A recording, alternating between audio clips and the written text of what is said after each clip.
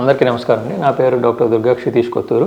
నేను Lalitha smile clinic Vijayawada నుంచి మాట్లాడుతున్నాను. ఈరోజు మనం పళ్ళు జువ్వని లాగటం అంటే టూత్ సెన్సిటివిటీ అంటారనమాట. సో ఈ లాగటం అనే ఈ ప్రక్రియ గురించి క్లుప్తంగా చూద్దాం. పళ్ళు జువ్వని లాగటానికి ముఖ్యమైన కారణం ఏంటంటే ఎనామెల్ పోత అంటే పంటి మీద ఉండే పై పోత పోవటం అనేది ఒక ముఖ్యమైన ప్రక్రియ అన్నమాట. సో ఈ ఎనామెల్ లేయర్ అనేది ఎప్పుడైతే పోతుందో రెండో లేయర్ అనే డెంటిన్ లేయర్ అనేది ఎక్స్పోజ్ అవుతుంది. కాబట్టి డెంటిన్ లేయర్ నుంచి పళ్ళు లాగటం అనేది చూస్తుంటాం అనమాట. ఎనామెల్ లేయర్ ఎప్పుడైతే పోతుందో రెండో లేయర్ డెంటిన్ లేయర్ బయటపడుతుంది. ఆ డెంటిన్ లేయర్ అనేది సెన్సిటివ్ లేయర్ కాబట్టి ఆ చల్లదనం కానీ వేడి పదార్థాలు తగిలినప్పుడు ఈ లోపల ఉన్న పంటి లోపల ఉన్న నరాలు యాక్టివేట్ అయ్యి మనకి జువ్వని లాగటం అనే ఒక సెన్సేషన్ కలుగుతూ ఉంటుంది అనమాట.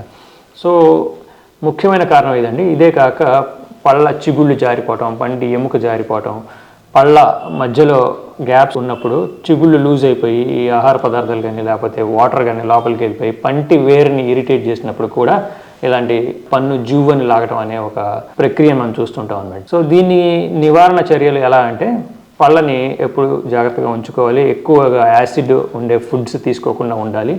యాసిడ్ ఫుడ్స్ అంటే ఈ కార్బోనేటెడ్ డ్రింక్స్ లాంటివి లేకపోతే బాగా నిమ్మరసం లాంటివి బాగా ఎసిడిక్గా ఉండే ఆహార పదార్థాలు తీసుకోకుండా ఉండటం అనేది ఎక్కువగా చేస్తూ ఉండాలి. వీటిని అవాయిడ్ చేయడం ద్వారా మనకి టూత్ సెన్సిటివిటీ అనే ఒక సమస్య నుంచి మనం బయటపడగలం. ఇంతేగాక టూత్ సెన్సిటివిటీ అనే ప్రాబ్లం ఉన్నవాళ్ళు దీనికి ప్రత్యేకమైన మెడికేటెడ్ టూత్ పేస్టులు దొరుకుతాయండి. ఈ మెడికేటెడ్ టూత్ పేస్టులు వాడకం ద్వారా కూడా ఈ టూత్ సెన్సిటివిటీ అనే దాన్ని తగ్గించుకోవచ్చు. థ్యాంక్ యూ అండి.